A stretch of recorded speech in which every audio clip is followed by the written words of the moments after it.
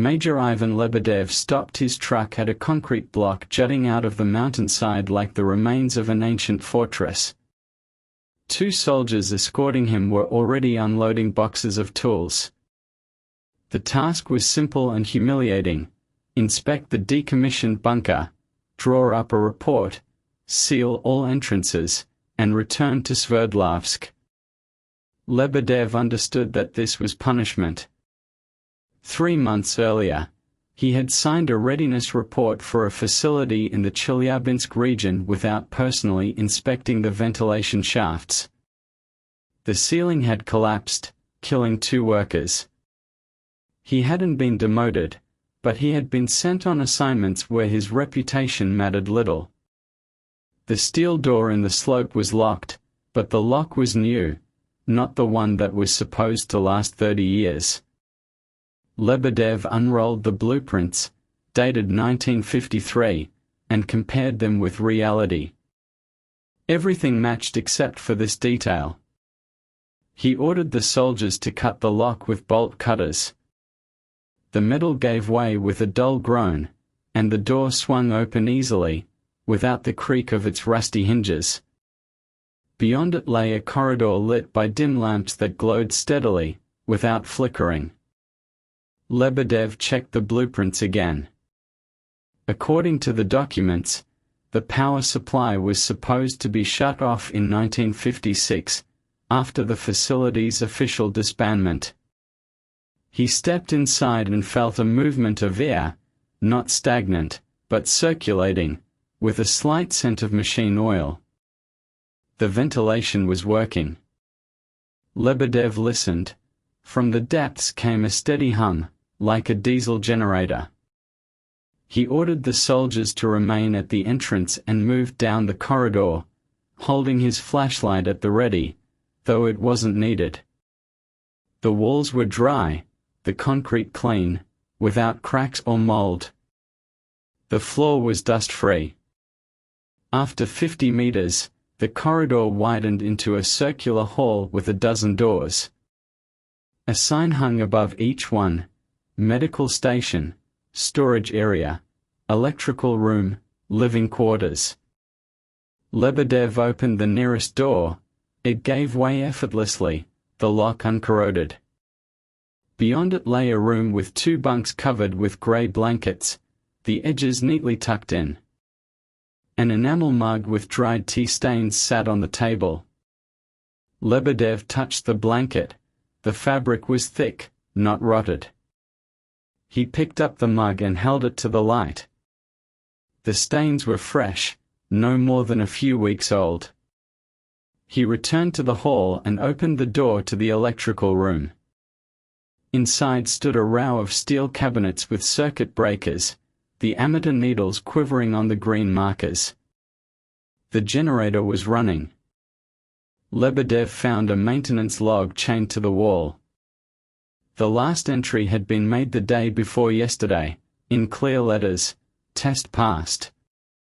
System stable. Duty Officer Kolesnikov. Lebedev flipped back through the pages. The entries had been made continuously since 1953. The signatures changed, but the handwriting remained the same, too similar, as if written by the same person, carefully adjusting the slant of the letters. He put the journal back and returned to the entrance. The soldiers were smoking by the truck, oblivious to his return. Lebedev pulled out his radio and tried to contact the base in Sverdlovsk. There was no signal. He climbed to the top of the slope, where reception should have been better, but the radio only crackled. Lebedev descended and ordered the soldiers to unload their equipment. They were to remain here for 3 days, inspect all levels, and compile a full report. He didn't tell them about the journal. This was against instructions, but a report about a functioning bunker that didn't exist on paper would raise questions he had no answers to. On the second day, Lebedev ordered Private Subotin to check the ventilation shafts on the 3rd level. The soldier descended with a flashlight and a reel of safety rope. 2 hours later, he hadn't returned, and communication was lost. The intercom they'd installed was transmitting only a hissing sound. Lebedev descended himself, taking the second soldier, Gurov, with him. The third level was laid out differently than the blueprints had shown. Instead of a long corridor with branches, they discovered a labyrinth of narrow passages, the walls covered with diagrams drawn in charcoal or chalk. The diagrams depicted a system of pipes and valves, but they didn't match the bunker's floor plans. Lebedev photographed several sections, even though instructions prohibited recording anything without permission. They found Subotin in a dead-end chamber, containing a huge steel tank with pressure gauges. The soldier was sitting on the floor, leaning against the wall, his flashlight lying nearby, still burning. He stared straight ahead, unblinking, his lips moving silently. Lebedev called out to him, but there was no response. Gurov grabbed Subotin by the shoulder and shook him. The soldier turned his head sharply, looked at them as if they were strangers, and then turned away again. Lebedev checked his pulse. It was beating steadily, with no signs of panic or shock. He ordered Gurov to drag Subotin up. When they returned to the first level, Subotin began to speak, but his words didn't make sense. He kept repeating, "They don't know what happened up there. No one told them." Lebedev tried to find out who he meant, but Subotin fell silent and didn't respond to any more questions.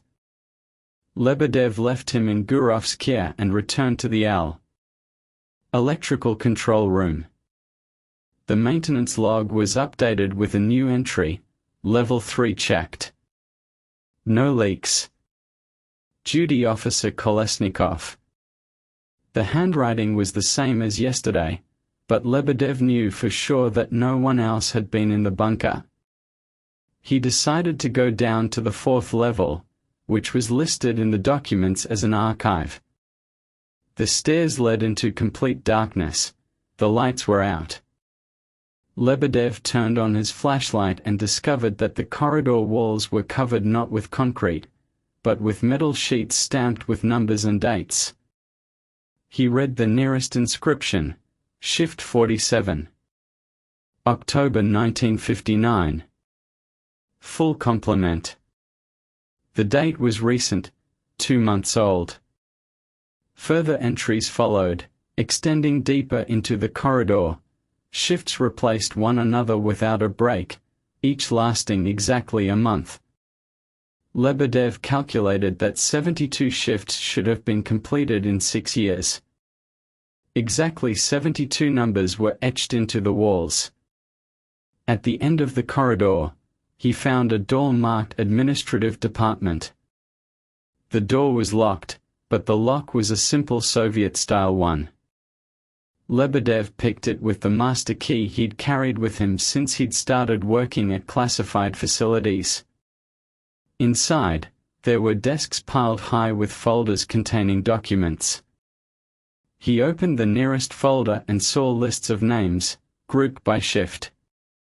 Next to each name was a note: active, transferred to maintenance, decommissioned. More than half had been decommissioned.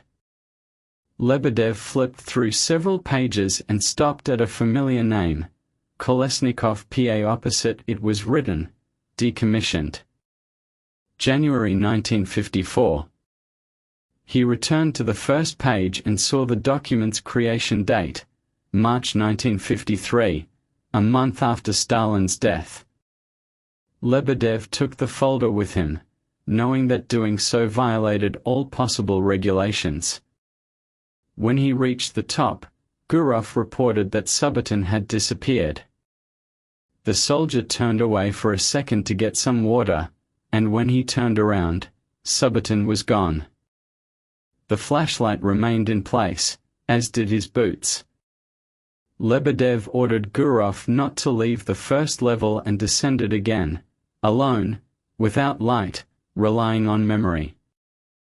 Lebedev found Subotin on the 5th level, which hadn't even been listed in the blueprints. The descent there led through a narrow hatch in the floor of the storage tank where they had first found the soldier. Subotin stood in the middle of a huge hall, the ceiling lost in darkness. The hall was filled with rows of iron cots, hundreds, maybe thousands, arranged with military precision. On each lay a man, covered with a grey blanket. Lebedev approached the nearest bunk and pulled back the blanket.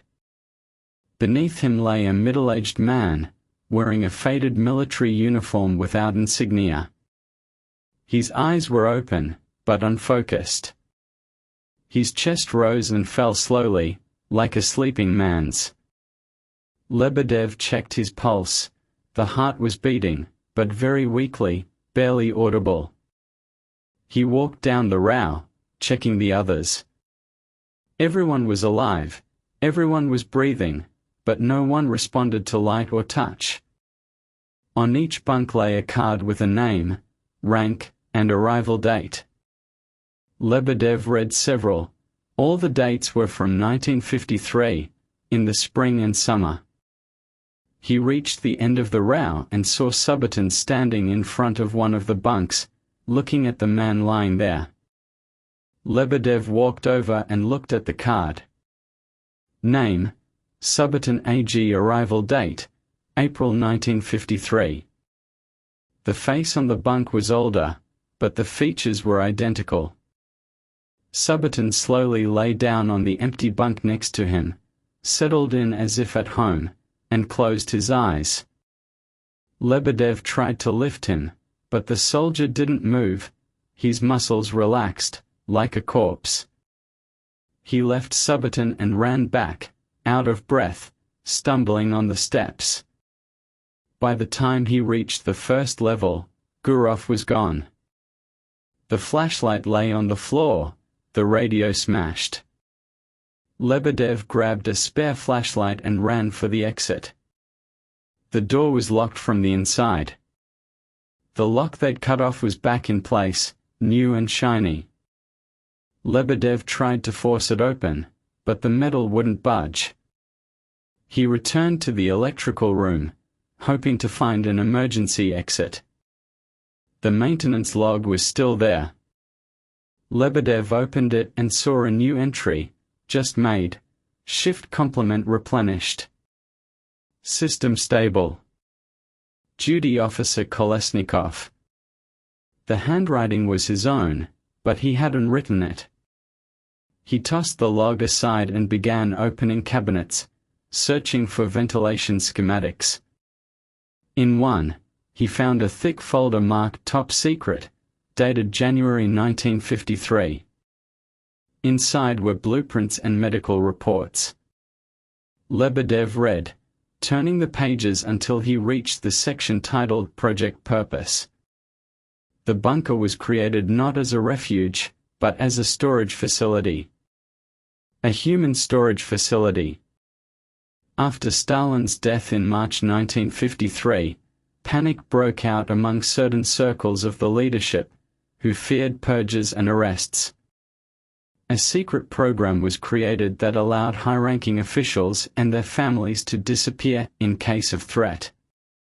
They were placed in bunkers, where they were induced into a deep sleep using experimental drugs developed in NKVD laboratories.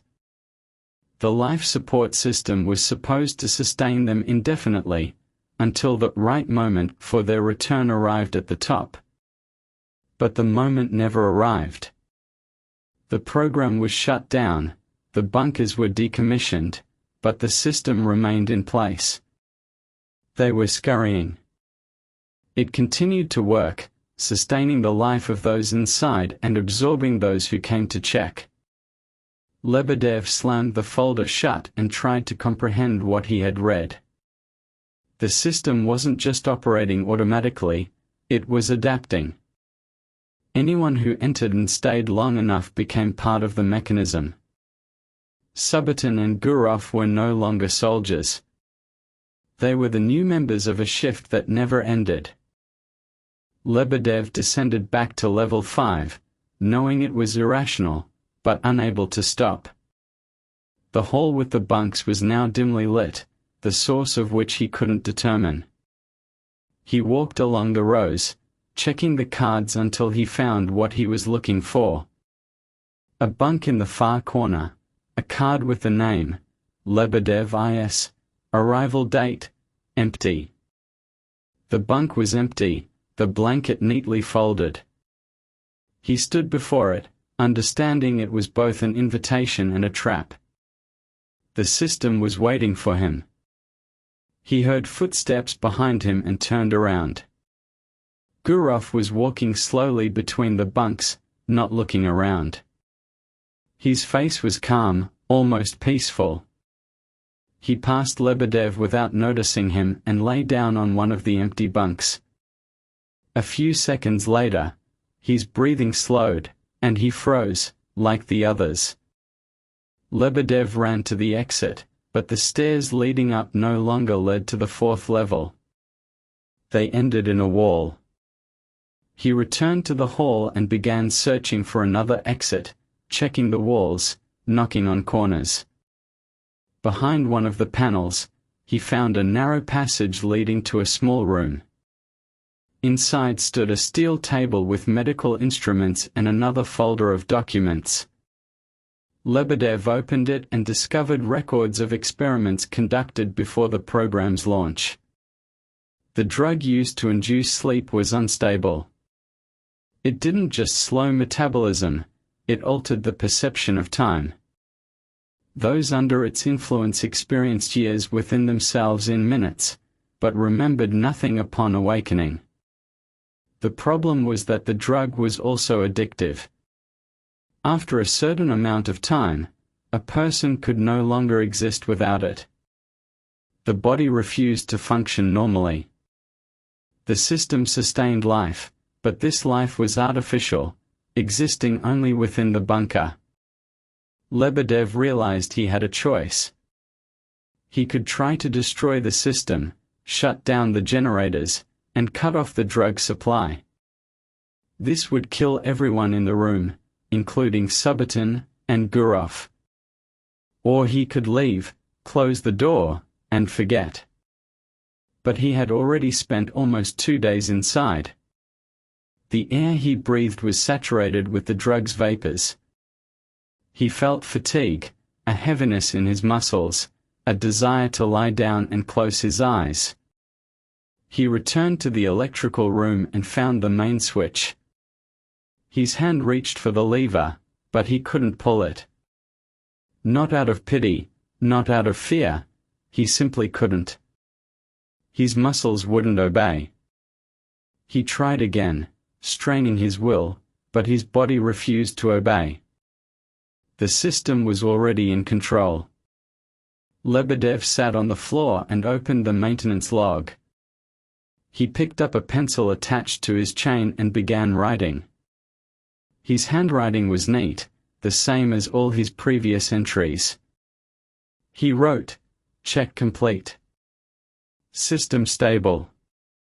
Lebedev on duty." When he finished, he realized he believed what he had written.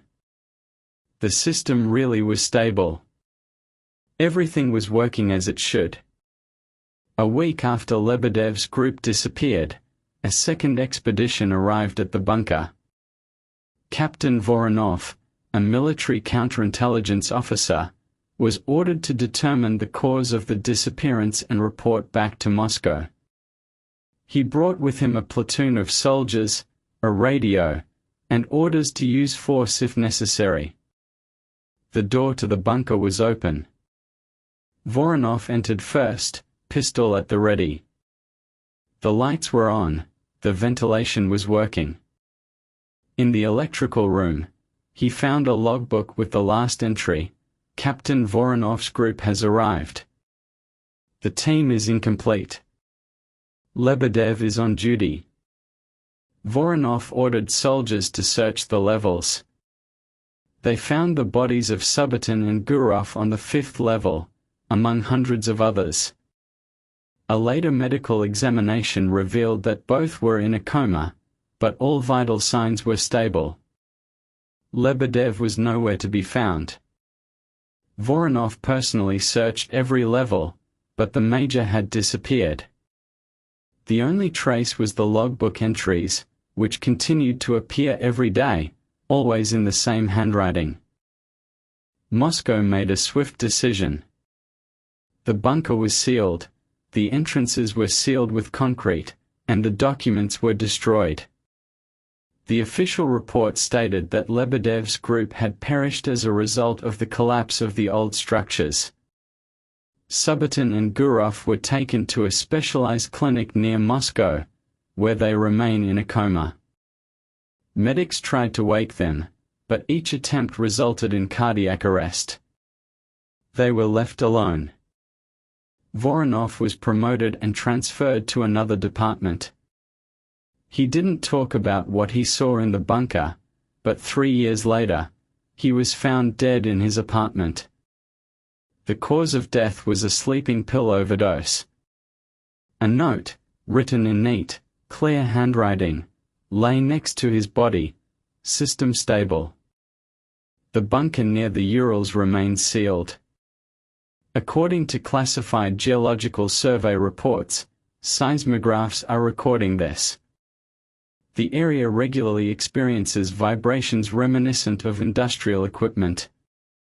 Local residents avoid the area, saying they hear a rumble coming from underground at night, as if someone is still on duty down there.